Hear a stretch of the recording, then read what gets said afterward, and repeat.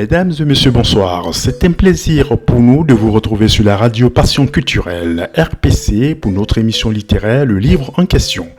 Ce programme a pour but de faire connaître les talents confirmés ou émergents dans le monde de la littérature. Un auteur et son œuvre seront présentés. Nous touchons tous les genres littéraires. Les auditeurs pourront faire partager leur lecture en faisant des résumés d'œuvres qu'ils ont lues, ou ils pourront aussi contacter l'équipe de production afin d'être enregistrés et partager leur expérience de lecture d'une œuvre donnée. Nous sommes ouverts à une franche collaboration avec les maisons d'édition sur les 5 continents. Chaque semaine, nous partageons avec vous notre amour pour la chose littéraire. Un petit rappel, pour participer à cette émission ou pour passer dans une émission sur RPC, Radio Passion Culturelle, vous pouvez entrer en contact avec nous via ces coordonnées. Par email, contact@rpcplus.online. Par WhatsApp, le numéro de téléphone suivant, plus 33 7 81 28 31 76 ou plus 33 06 26 31 36 77. Vous pouvez donc nous contacter aussi par le site internet de la radio qui est le www.larpcplus.online ou par Facebook en tapant donc Radio Passion Culturelle ou écrivez directement sur la page like Facebook l'émission Le Livre en question. Nous sommes aussi ce jour 1er mai 2020, fête du travail. Nous vous disons donc à tous bonne fête du travail, même si cette année les circonstances sont exceptionnelles avec l'épidémie du Covid-19. Pour ces jours, nous allons parler d'un écrivain, il s'appelle Michael Nativel. Il est auteur du roman La Traversée de l'existence. Michael Nativel, écrivain originaire de La Réunion. Michael Nativel vit aujourd'hui en Essonne, en Île-de-France. Des albums jeunesse au roman adulte, sa production littéraire reste très ouverte. Avant tout propos, écoutons ces quelques lignes extraites de l'œuvre de notre auteur du jour. Michael Nativel. Joseph n'a plus goût à sa vie agitée. Une nuit, un souvenir d'enfance lui revient.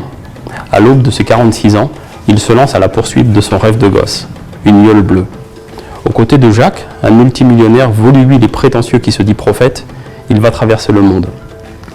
De Madagascar à la Guyane, en passant par la Réunion et la Californie, Jacques et Joseph rencontreront un ancien moine bouddhiste devenu sportif, une nonne excommuniée, un poète au capital inépuisable, un businessman passionné de psychanalyse et un ex-fonctionnaire reconverti en artisan.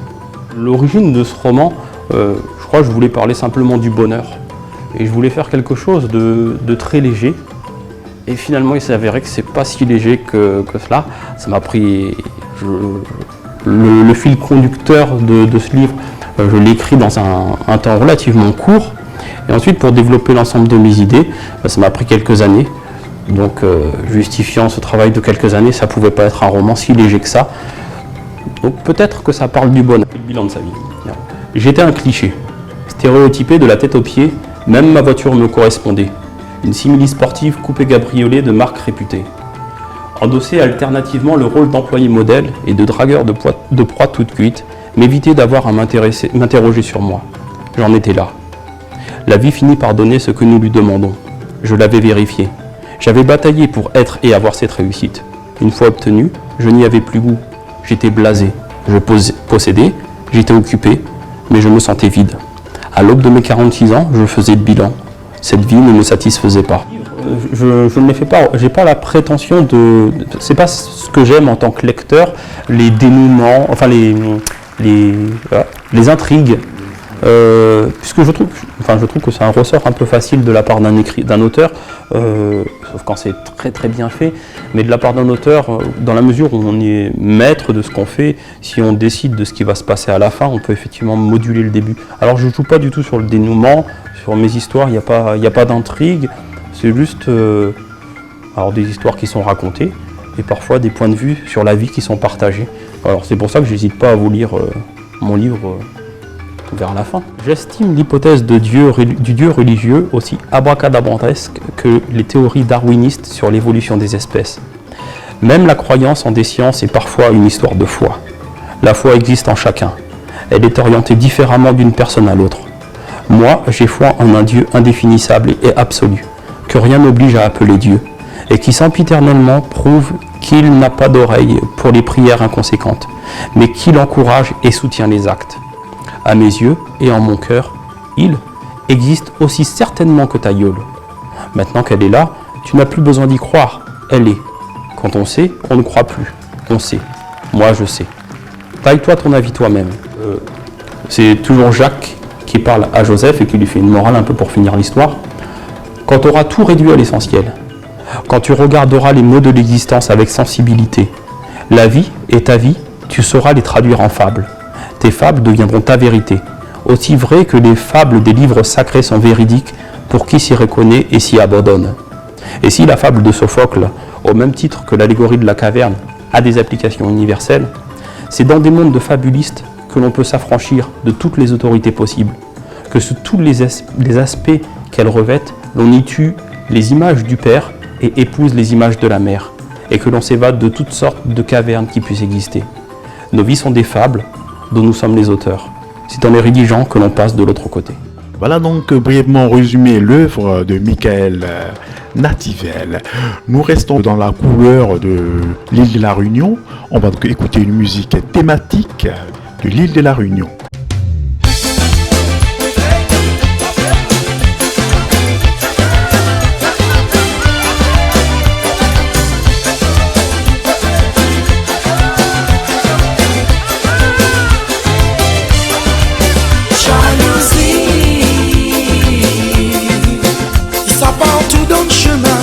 Ça mal parle à moi, jalousie.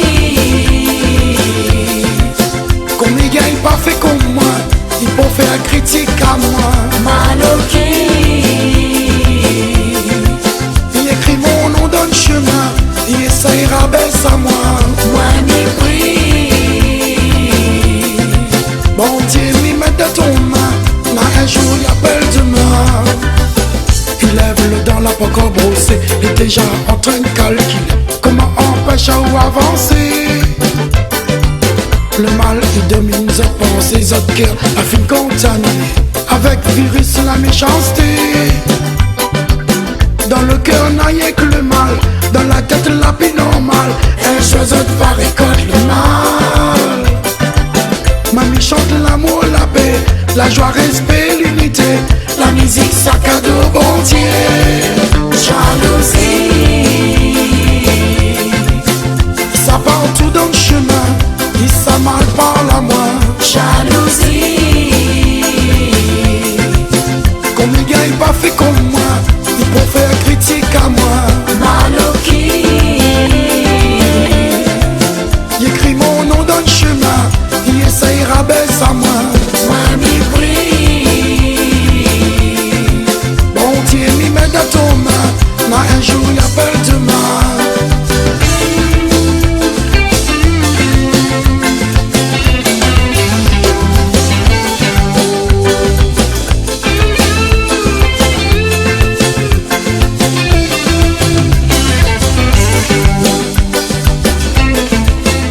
Après cette pause musicale de l'île de la Réunion, nous revenons dans notre émission littéraire Le Livre en question. La rubrique, c'est l'expression de la semaine. Pour cette semaine, nous allons parler de l'expression « ne connaître ni d'Ève ni d'Adam ». Cette expression qui signifie n'avoir jamais entendu parler de quelque chose ou de quelqu'un existe depuis la fin du XVIIe siècle, puisque en 1700, dans le Père Brousse, Jésus convaincu de ses calomnies anciennes, on peut trouver l'extrait suivant, une histoire et des bruits qui ont eu pour principal fondement la grossesse scandaleuse d'une fille qui ne connaissait ni d'Ève ni d'Adam. Cette expression prend racine dans l'origine de l'humanité. En effet, Adam et Ève, premiers hommes créés par Dieu, et Ève, la première femme, ne connaître quelqu'un ni d'Ève ni d'Adam, c'est ne pas connaître une personne directement, ni de réputation, ni par personne interposée, même pas par les proches de la famille, aussi loin qu'on puisse remonter dans cette famille, y compris en allant jusqu'à Adam et Ève. Après l'expression de la semaine, en librairie pour cette semaine, nous vous proposons 4 ouvrages fraîchement sortis en librairie. Il s'agit de Pierre Mendel Guéhi qui nous propose l'œuvre Les vérités occultées du message Rasta. Pierre Mendelgui est originaire de la Côte d'Ivoire. Ce livre parle de l'histoire du rastafarisme de la Jamaïque à l'Afrique. Le deuxième ouvrage est de Edwige Nessema Sosa. Le titre de l'œuvre, c'est Stratégie gagnante de coopération Afrique-Europe. Edwige Nessema Sosa est originaire du Bénin et elle vit en Belgique. Le troisième ouvrage est Mémoire divine de Marie Lissouk. Marie Lissouk est originaire du Cameroun et elle vit en France. Dans cet ouvrage, elle fait donc une incursion dans l'univers des prêtres catholiques. Le quatrième ouvrage est de Jacques Kiambou dit Duema. Il est originaire de la République démocratique du Congo. Cet ouvrage, dont le titre est Éléments d'analyse économique. Nous arrivons donc à notre rubrique Mon coup de cœur. Mon coup de cœur ou mon livre coup de cœur est une rubrique où les auditeurs ou nos chroniqueuses partagent leur expérience de lecture. Pour ce numéro, notre chroniqueuse Lucrèce Taïro nous parle de son livre coup de cœur. Le titre de l'œuvre, c'est Joséphine Bakita, l'esclave devenue sainte. Écoutons Lucrèce Taïro, chroniqueuse dans le livre en question. Bonsoir à tous, je suis ravie de pouvoir partager un extrait d'un livre qui me tient vraiment à cœur. Je suis tombée amoureuse de cette couverture du livre de Hervé Roulet qui s'appelle Joséphine Bakita, l'esclave devenue sainte. Pour ceux qui ne la connaissent pas, Joséphine Bakita est d'origine soudanaise. C'est une esclave qui a connu d'énormes difficultés tout au long de sa vie, jusqu'à sa rencontre et sa rencontre avec sa foi, tout simplement, et avec Dieu, quand elle a été emmenée loin de ses terres de la province du Darfour pour Rome. Et du coup, je vous partage ce livre d'Hervé Roulet, Joséphine Bakita, l'esclave devenue sainte. L'extrait. Après avoir reçu l'ordre de m'épargner le visage, la femme commença à me faire 6 entailles sur la poitrine, 60 sur le ventre et 48 sur le bras droit. Il m'est impossible de décrire ce que je ressentais. J'avais à chaque instant l'impression de mourir, surtout quand elle frotta les plaies avec le sel. Trempée dans une mare de sang, je fus emportée sur la natte et pendant plusieurs heures, je n'eus plus conscience de rien. Quand je revins à moi, je vis près de moi mes compagnes qui, comme moi, souffraient atrocement. Pendant plus d'1 mois, nous fûmes toutes les 3 condamnées à rester étendues sur la natte, sans pouvoir bouger, sans un linge pour essuyer l'humeur qui sortait continuellement des plaies que le sel tenait à moitié ouvertes. Les cicatrices sont encore visibles aujourd'hui. Je peux vraiment dire que si je ne suis pas morte, c'est un miracle du Seigneur qui me destinait à des choses meilleures. Voilà mon extrait, Joséphine Bakita, l'esclave devenue sainte. C'est un livre paru aux éditions Emmanuel, écrit par Hervé Roulet, que je recommande fortement. Je pense qu'en ces temps de coronavirus et de crise sanitaire à l'échelle planétaire, avoir des petits livres comme ça qui nous permettent de sortir de nous-mêmes et de voir que d'autres personnes sur cette terre ont pu vivre des événements atroces dans leur vie mais s'en sont sortis. Ça peut être aussi un élan d'espoir pour nous qui vivons une pandémie atroce que celle du Covid, en se disant qu'il faut garder espoir. Voilà, merci à tous les auditeurs. Merci Lucrèce Taïro. Après Lucrèce Taïro, nous faisons une petite pause musicale thématique sur l'île de la Réunion.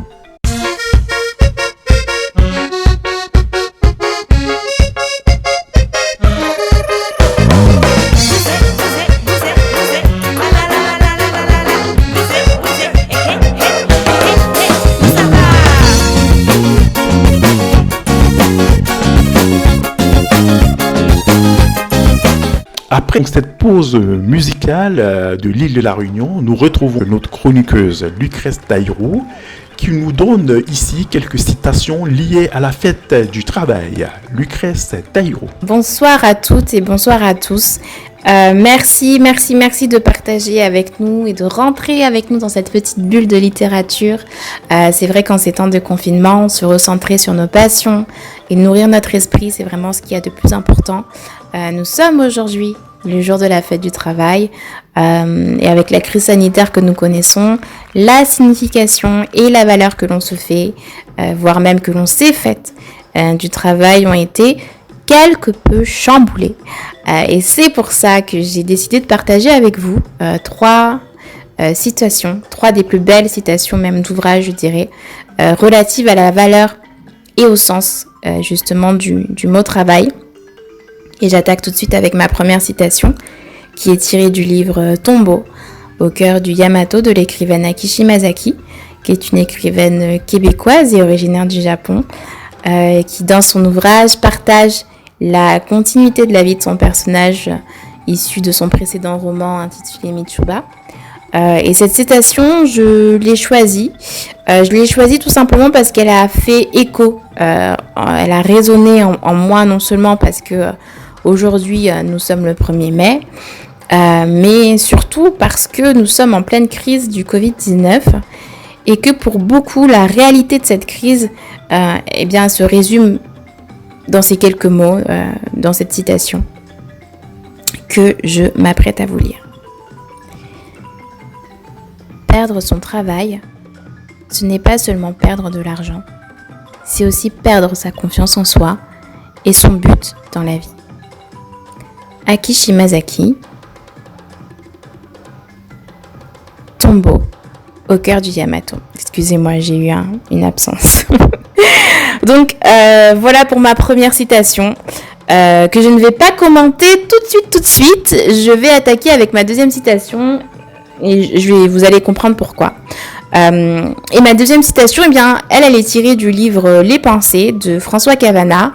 Alors François Cavana a fondé Harakiri, c'est le fondateur d'Harakiri qui est plus connu sous le nom de Charlie Hebdo. Et j'ai choisi cette citation parce que je la trouve pleine de sens. Elle est pleine de sens malgré sa complexité à la première lecture. Et voici ce qu'écrit François Cavana dans Les Pensées.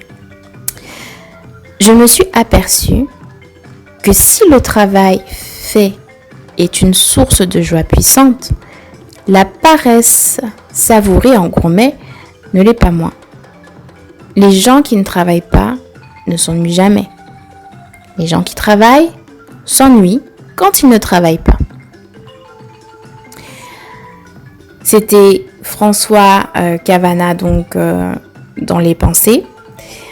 Et du coup, le commentaire que j'aurais à faire sur ces deux citations, je dirais que voilà, ça s'adresse vraiment à nous tous dans le sens où nous, vous, moi, qui n'avons pas pu fêter ce jour de repos du 1er mai comme on aurait dû, comme on l'a fait les années précédentes, il y a une chose qu'il faut qu'on retienne. Il faut savourer. Savourer le fait de ne pas travailler et revoir surtout les perspectives de la définition que l'on se fait du travail. Que ce soit chez nous ou dans un bureau, il faut savourer. Il faut savourer et il faut recentrer les perspectives. Et c'est dans cet élan de positivité que je terminerai sur ma troisième citation. Citation que je tiens de Madame Rosa Luxembourg. Alors, Rosa Luxembourg, c'est une de ces femmes qu'on aime bien. C'est une femme qui s'est opposée à ce qui est injuste. Pour ceux qui ne la connaissent pas, Rosa Luxembourg était une militante socialiste et communiste, une militante et surtout une révolutionnaire qui s'est opposée aux idées des grands hommes de son temps, notamment de Lénine. Elle s'est opposée à la guerre 14-18. Elle fait partie de ces figures qui ont passé énormément de temps en prison pour avoir défendu ses idées. Et quand on est une militante emprisonnée, eh bien, qu'est-ce qu'on fait ? On écrit. Et dans Rosa la vie, la citation, l'ouvrage duquel je tire ma citation, on retrouve justement le regroupement des lettres qu'elle a écrit à ses amis. Et voici ce que nous dit Rosa Luxembourg sur le travail. Il faut travailler et faire ce que l'on peut. Et pour le reste, eh bien, tout prendre avec légèreté et bonne humeur. On ne se rend pas la vie meilleure en étant amer. Rosa Luxembourg, citation tirée de Rosa la vie, parue aux éditions de l'Atelier.